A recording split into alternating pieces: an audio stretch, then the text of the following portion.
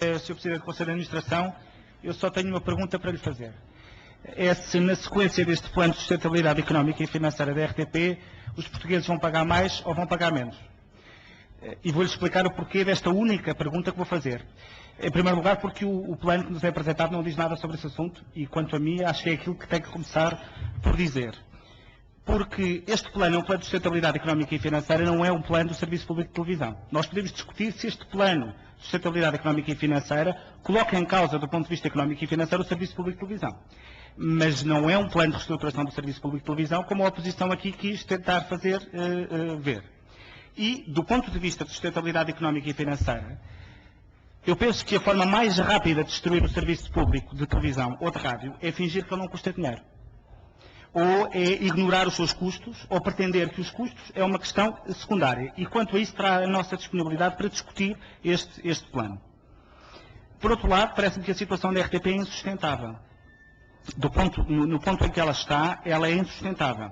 E se o modelo que tivesse seguido até aqui fosse bom, se o dinheiro gasto da forma como estava a ser gasto até aqui fosse bom, nós não estávamos a ter esta discussão. Portanto, de facto, há uma emergência da mudança de modelo, e essa emergência não é uma emergência política. Não é uma emergência de opinião. É o bolso dos portugueses que obriga a que se mude, de facto, de modelo de sustentabilidade financeira da empresa.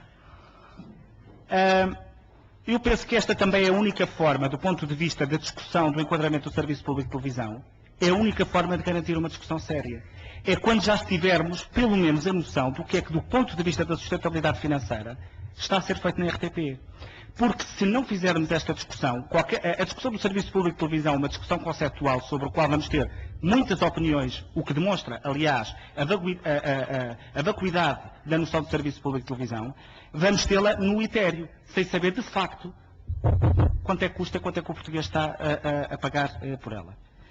E quando se fala quer de prejuízos, quer de lucros, o Sr. Presidente já falou de lucros, nós não falamos de lucros da RTP, nós falamos de dinheiro dos portugueses. E por isso que, se os portugueses andam a pagar os prejuízos, eu espero, se com esta evolução que aqui nos apresenta, a RTP a começar, de facto, a dar lucros, de facto, que os encargos que são pedidos aos portugueses para sustentar a RTP sejam diminuídos exatamente na proporção dos lucros que a RTP vier a tomar. E tenho algumas dúvidas sobre quem parece pretender que o pluralismo ou o cumprimento do ambiente democrático em Portugal depende da existência dos canais. Faz-me, de facto, muita confusão. Isto, aliás, diz muito da concepção ou da solidez com que nós achamos que temos o nosso ambiente democrático.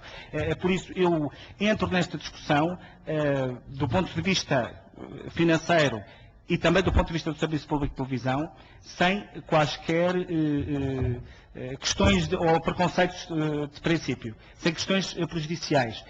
Aliás, parece-me que aquilo que é importante quando se fala de Serviço Público de Televisão é garantir que esse serviço é de facto prestado. E eu tenho a maior das dúvidas que, a manter-se o modelo que temos até agora, este serviço fosse prestado. Mas eu recupero, porque fiz não sei quantos considerandos, para que não se esqueça da minha pergunta, se a concretização deste plano vai custar mais ou menos, no fim do dia, ao contribuinte português. Obrigado.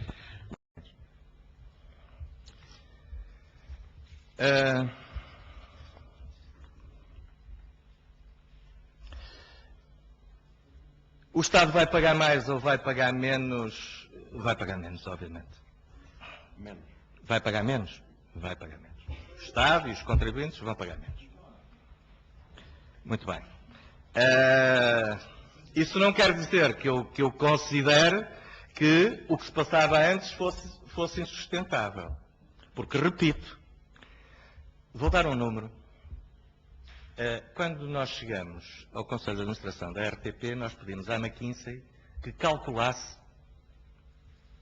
se a RTP fosse uma empresa que tivesse as mesmas condições de ir ao mercado publicitário dos seus dois concorrentes, entre aspas, dos dois operadores privados, quanto é que, do ponto de vista de proveitos comerciais, em 2008, hoje a situação é diferente, mas foi em 2008 que eu mandei fazer o estudo, porque como gestor eu gosto muito de ter números que permitam o benchmarking sobre a eficiência e a eficácia das minhas operações, eu perguntei quanto é que a RTP receberia de proveitos comerciais se não tivesse as limitações e as obrigações que decorrem, que os outros operadores privados não têm. Ó, Sr. Deputado, a resposta foi 114 milhões de euros. 114 milhões de euros é exatamente metade daquilo que a RTP recebe hoje, e não em 2013, de fundos públicos. Pode-me dizer assim, mas mesmo assim ainda faltam outros 114 ou outros 116. Pois, mas nós temos rádio. Nós temos canais e antenas regionais. Nós temos canais e antenas internacionais.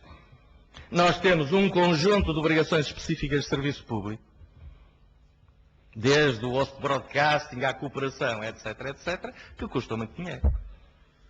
E, portanto, eu não partilho, e quero aproveitar esta audição para dizer isso, que 230 milhões é o que os portugueses pagam para a ineficiência da RTP. Não é nada disso. Não é nada disso, Sr. Deputado. Nada disso. Se quisermos ser sérios a analisar as coisas... Agora, então o senhor concorda porquê?